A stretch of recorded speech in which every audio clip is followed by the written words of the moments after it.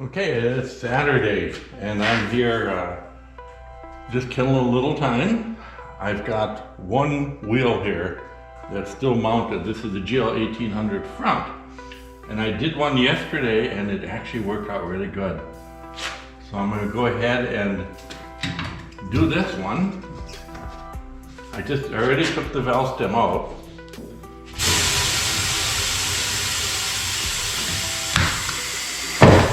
The bead breaker works really good, as you can see.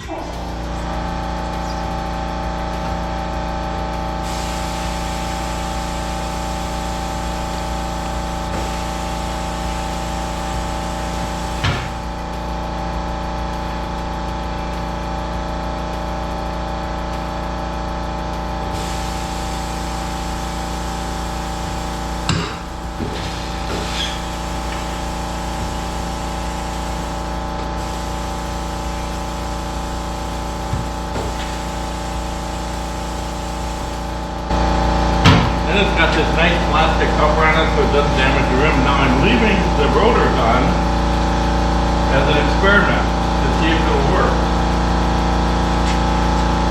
I'm not sure if this will work or not. Looks like it will.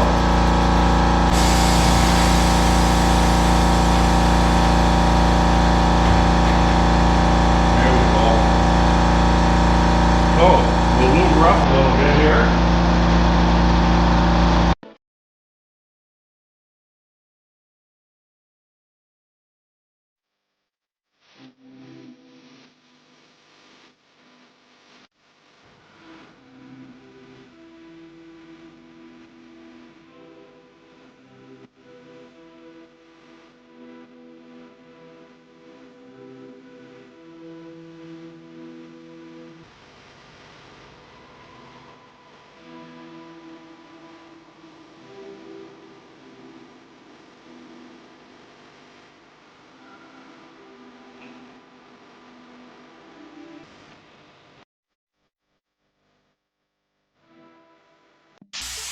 This does take a little bit extra. These things are tough.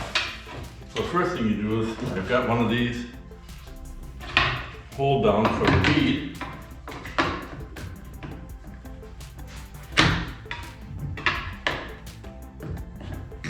There. So it's kind of a 2-bar operation here. You got to get the tire down in the valley.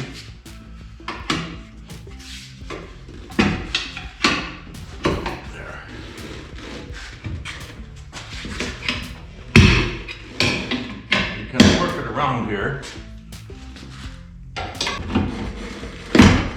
Once you get it to that point, you're on easy street.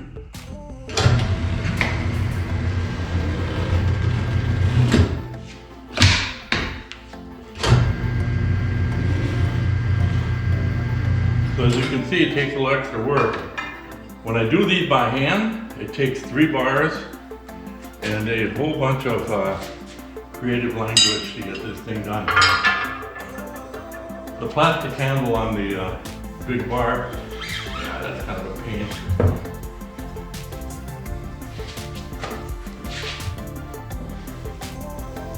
I'm going to rotate this around to get the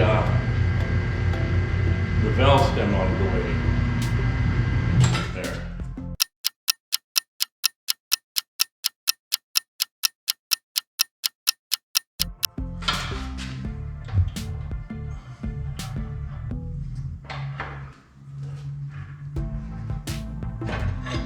There we go.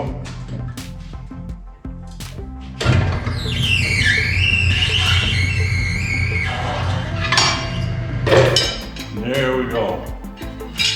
It's a little bit extra work doing these, but it does work.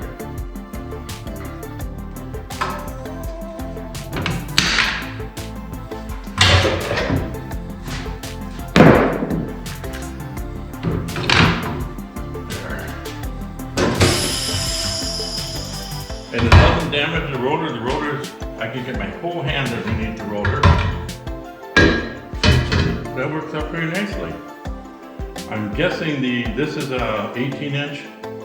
I'm guessing the 16 inches are going to be equally as hard, if not harder.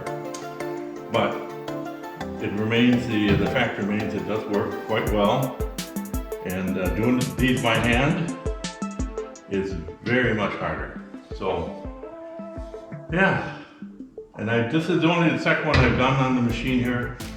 As time goes on, I'm sure I'll get better at it. So that was a good demonstration there, I think. I'm gonna wash my hands and we're gonna talk a little about this thing. So I do 6 trikes a year now. I'm doing the custom trikes. And you kind of wonder, why do I have this expensive machine? I've got the tire balancer. I do about 30 tires a year. So it really isn't a financial thing where I'm really saving a ton of money, but I'm saving a lot of time. Anytime I want to do anything with the wheels, I've got a leak on my Escalade. I've got 2 tires that gradually lose air, and it's leaking around the TPMS sensor or stem. All I need to do is pop the bead, take out the stem, probably replace the rubber gasket or O-ring, put it back together, and I'm done. Well, I can take to a tire shop and they're gonna charge me a bunch because they gotta get it up on the lift, pull 2 wheels off, that whole thing. So I save the time and I save the money for that. Here it's inconvenient for me. I put the wheels on. Before I can take for a test ride, I gotta take the wheels off, run them down the block, wait a day for them to balance them, get them back in here. You know, it's just a hassle. And then if it isn't quite balanced, I gotta run them back again. We're here, I've got my balancer, works super great. This thing seems to be working really good.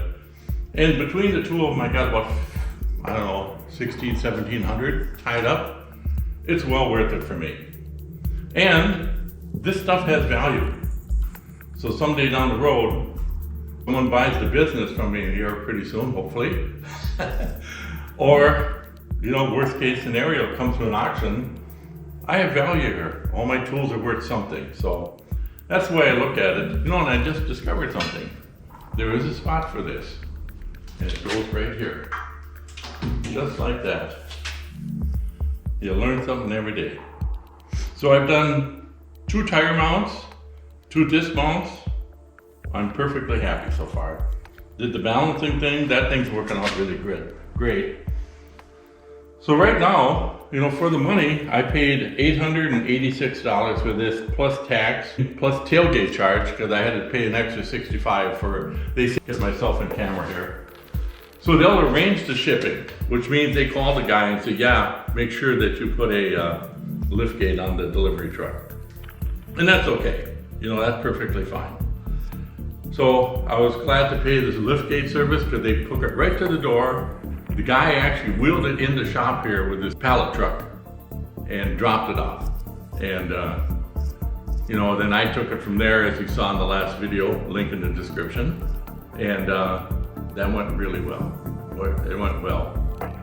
I've got a bunch of pallet and lumber and stuff here left over, but yeah, the driver was real good, friendly guy, very helpful.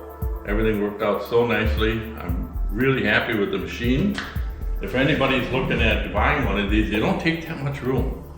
It's about, altogether, you need 40 inches about for width and about the same for length.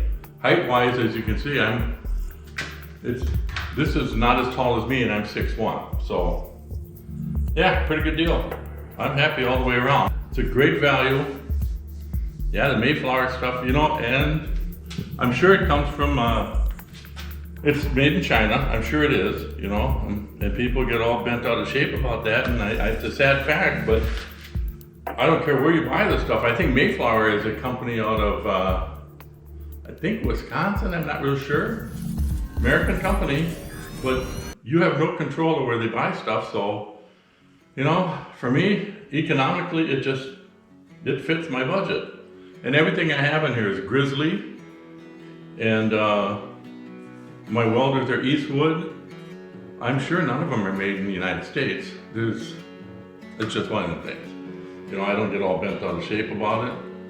I mean, I understand people's concerns, and I go along with it, but you know, It is what it is. So we're in a global market, I guess is what I'm trying to say. And you know, you either accept it or you jump and scream, but you're not going to be any different than the guy who shakes his fingers at the clouds. So anyway, that's my take on the Saturday. I just wanted to come in here and try this here wheel and see how I can manage it. And I did struggle a little, so my technique needs to be improved, but we'll get there.